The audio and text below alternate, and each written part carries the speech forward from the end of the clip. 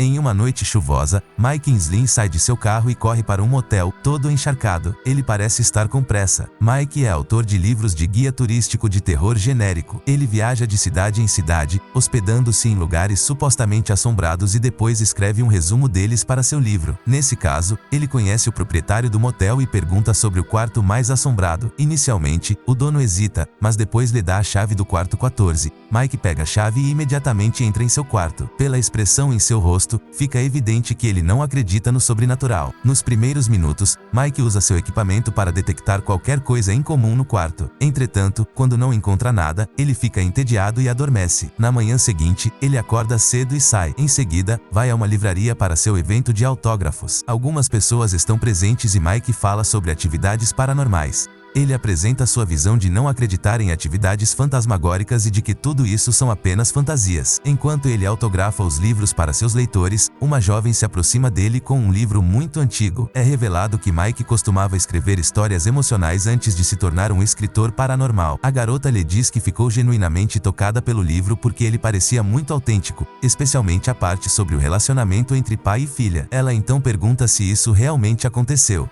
Mike diz que não, mas sua expressão sugere o contrário. Após o evento do livro, Mike volta para sua casa em Los Angeles. Ele vai imediatamente para a praia para aproveitar surfar. Quando está pegando ondas, um helicóptero passa por cima dele com um cartaz. Mike tenta lê-lo, mas, nesse momento, ele é arrastado por uma onda enorme. Mike se engasga com a água do mar, mas, de alguma forma, consegue sobreviver. Depois de se levantar, ele vai até uma agência dos Correios e pega sua correspondência. Ao examiná-la, um cartão postal chama sua atenção. É o cartão de um certo Hotel Dolphin, que diz não entre no 1408, no verso. Mike fica imediatamente intrigado com isso e liga para o referido hotel para obter informações sobre o quarto 1408. No entanto, a recepcionista menciona que o quarto está indisponível para qualquer data. Ele sugere que Mike reserve outros quartos, mas nosso protagonista não é de desistir facilmente. Por isso, ele começa a procurar o quarto 1408 do Dolphin Hotel na internet.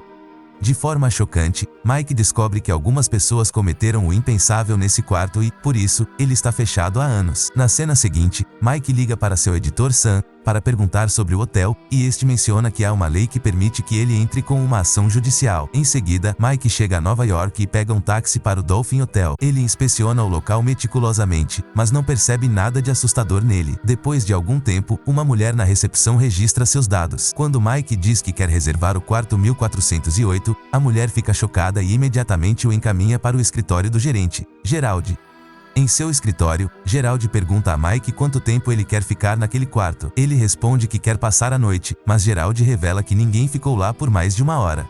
Ele também menciona o fato de que 56 pessoas morreram naquela sala até agora. Depois disso, Gerald dá a Mike seu diário com todas as informações sobre as mortes, dizendo que ele não pode ficar naquele quarto.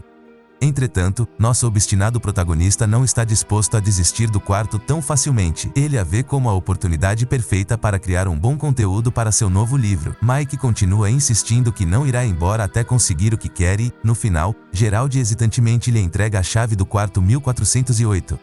Os dois então pegam um elevador para o 14º andar. Logo, o elevador toca e eles se separam. Mike caminha pelo corredor, lendo o diário dado por Gerald. Em um primeiro momento, tudo parece normal quando ele vê uma empregada passando. No entanto, algo parece estranhamente inquietante. Mike segue para o 1408 e destranca o quarto. Ele acende as luzes e fecha a porta. Em seguida, pega um gravador e começa a gravar sua voz enquanto caminha pela sala. Mike descreve o local em detalhes, dizendo que é muito mais entediante do que ele esperava. Mas nesse momento, ele se assusta com uma música que começa a tocar no rádio. Quando Mike se vira, ele vê 2 chocolates colocados em seu travesseiro e come um deles. Ele ouve alguns ruídos e suspeita que alguém esteja no quarto. Depois de desligar a música, Mike fica animado, pensando que finalmente encontrou algo sobre o que escrever. Mas ele ainda não percebeu que algo está errado no lugar. Mike acredita que a equipe do hotel está simplesmente tentando assustá-lo. Logo, o quarto começa a esquentar automaticamente. Ele tenta abaixar o termostato, mas ele continua esquentando. Quando a condição se torna insuportável, Mike liga para a operadora do hotel, solicitando um mecânico para resolver o problema. Depois de desligar, ele verifica o quarto com luzes UV e, assustadoramente, encontra manchas de sangue por toda parte. Logo, um mecânico bate à porta e Mike o recebe com entusiasmo. No entanto, o homem se recusa a entrar na sala, dizendo que teme por sua vida. Em vez disso, ele orienta Mike sobre como consertar o termostato. Este último segue as instruções e consegue baixar a temperatura. Mas quando ele se vira para agradecer ao mecânico, não há ninguém. De repente, o rádio liga novamente e uma música começa a tocar bem alto. O relógio do rádio automaticamente se ajusta para um cronômetro de 60 minutos. Um som agudo de formigamento também começa a tocar, e Mike perde a audição por um tempo. Ele olha freneticamente pela janela e, embora haja muito tráfego, ele não consegue ouvir nada além da voz de formigamento. Nesse momento, a janela se fecha sobre si mesma, esmagando sua mão. Mike grita de dor enquanto vai ao banheiro para limpar o ferimento. Mas a água da torneira começa a ferver imediatamente e queima suas mãos. De volta na sala, Mike está colocando um curativo em sua mão quando a música "We've Only Just Begun" começa a tocar. Enfurecido, ele desconecta o rádio da tomada, mas o cronômetro ainda está funcionando. Nesse momento, Mike finalmente percebe que está em apuros, então ele junta todas as suas coisas e tenta sair do quarto. Mas, para seu azar, a chave se parte ao meio. A maçaneta da porta também cai. Assustado, Mike tenta abrir a porta com um chute, mas sem sucesso. Corre para a janela pedindo ajuda e vê um homem no prédio adjacente. Mike grita para chamar sua atenção, mas logo percebe que se trata de seu próprio reflexo. Nesse momento, uma figura assustadora se aproxima de sua versão espelhada com uma faca e o mata. Quando Mike se vira, ele vê a mesma entidade atrás dele também. Ele cai no chão e fecha os olhos, esperando por sua morte. Mas quando recupera seus sentidos, a entidade não está em lugar nenhum. Isso preocupa Mike e agora ele está convencido de que está tendo alucinações. Enquanto procura respostas, ele se lembra de repente que o gerente do hotel havia lhe dado bebida alcoólica antes de chegar ao quarto. Ele suspeita que a bebida tenha sido drogada, e é por isso que ele está vendo coisas. Ele também acha que o chocolate que comeu antes estava misturado com alguma coisa. De repente, a TV do quarto começa a exibir um vídeo de Mike e sua família. Ele está brincando com sua ex-esposa Lily e sua filha Cat. Mike se emociona enquanto caminha em direção à TV. Ele tenta sentir o rosto de sua filha na tela, mas a TV se desliga abruptamente. Mike começa a ouvir o choro de um bebê na casa ao lado. Ele supõe que deve haver uma mulher com o bebê e bate na parede pedindo ajuda. Infelizmente, isso só agrava a situação, pois a voz do bebê chorando fica mais alta, ensurdecendo Mike. Em um estado de pânico, ele joga uma cadeira na parede, fazendo com que o som finalmente desapareça. Mas então, algo assustador acontece. Mike percebe que há sangue pingando da parede rachada, quase como se ele tivesse atingido uma pessoa de verdade. Na cena seguinte, Mike inspeciona o mapa do andar e descobre que há vários quartos ao lado do seu. Como a porta está emperrada, ele decide sair pela janela e pedir ajuda. Mike sai lentamente e caminha pela borda do prédio. No entanto, ao chegar um pouco mais longe, ele descobre, de forma assombrosa, que o hotel não tem nenhum outro quarto, exceto o 1408. Em pânico, ele muda de direção e começa a voltar para seu quarto. Mas, no caminho, uma mulher horripilante aparece ao lado dele, fazendo com que ele quase caia. Mike, de alguma forma, se segura e percebe que a mulher está cometendo o impensável perto dele. Ele então volta para dentro, e a janela se fecha automaticamente. Quando Mike inspeciona novamente o mapa do andar, descobre que ela mudou completamente. Apenas seu quarto é mostrado, e o resto do hotel está apagado. Para aumentar o mistério, Mike percebe que o quarto 1408 mudou de aparência.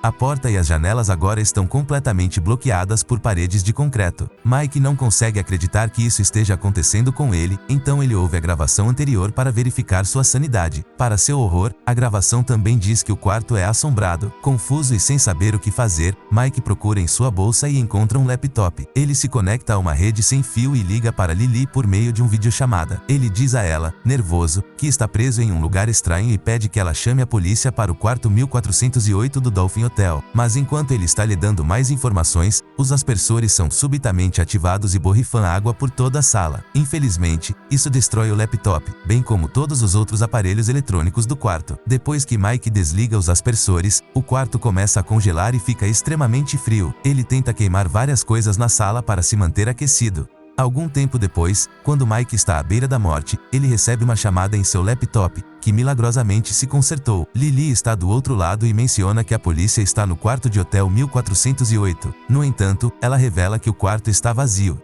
Nesse momento, o laptop falha e um Mike sobrenatural começa a falar com sua ex-esposa por meio de sua ligação. Ele pede a Lily que vá ao quarto 1408, presumivelmente para prendê-la. O verdadeiro Mike faz o possível para impedir que sua ex-esposa venha, mas sua voz não pode ser ouvida. De repente, tudo começa a estourar.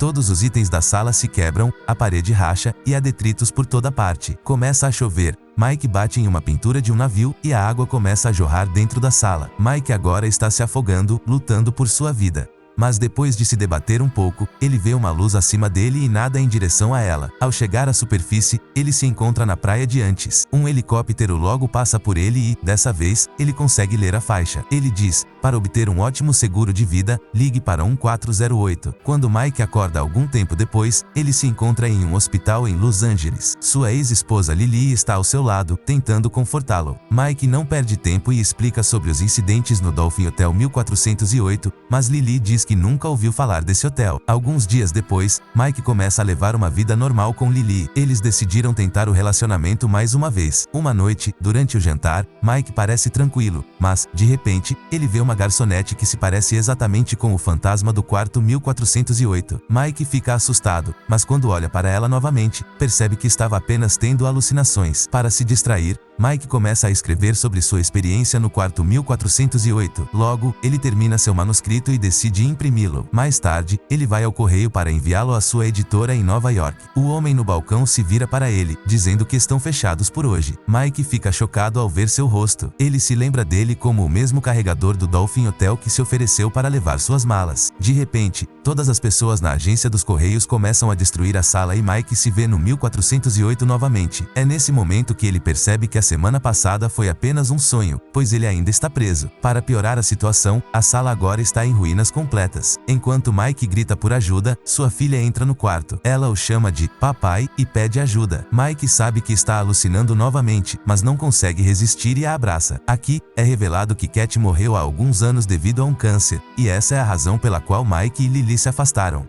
De volta ao quarto, ele diz a Cat que eles viverão juntos como uma família e que ninguém a levará embora. Mas, nesse momento, a menina morre em seus braços. Mike chora, dizendo: você não pode levá-la duas vezes. De repente, uma música alta toca no rádio, e o corpo de Cat se estilhaça em destroços de concreto. Mike fica louco e começa a quebrar e jogar coisas. Enquanto a música continua tocando, percebemos que o cronômetro do rádio está prestes a terminar. Na cena seguinte, o relógio chega a zero e Mike se encontra na sala original 1408. Ela está totalmente imobiliado, e nada parece estar quebrado. O relógio também zerou para outro cronômetro de 1 hora, indicando que Mike ficou preso em um loop infinito. De repente, o telefone toca, e Mike o atende imediatamente. Ele pergunta: por que você não me mata? Ao que a telefonista responde que ele pode escolher reviver aquela hora várias vezes ou acabar com sua vida. Ao mesmo tempo, Mike percebe o túmulo de si mesmo e de sua filha, Cat. Ele percebe que a sala o está forçando a cometer o impensável, assim como todos os ocupantes anteriores. Enquanto isso, a operadora do telefone pergunta se ele está pronto para fazer o check-out ou não. Mike hesita por um tempo e diz: não. Em resposta, o operador menciona que sua esposa chegará em breve e desliga.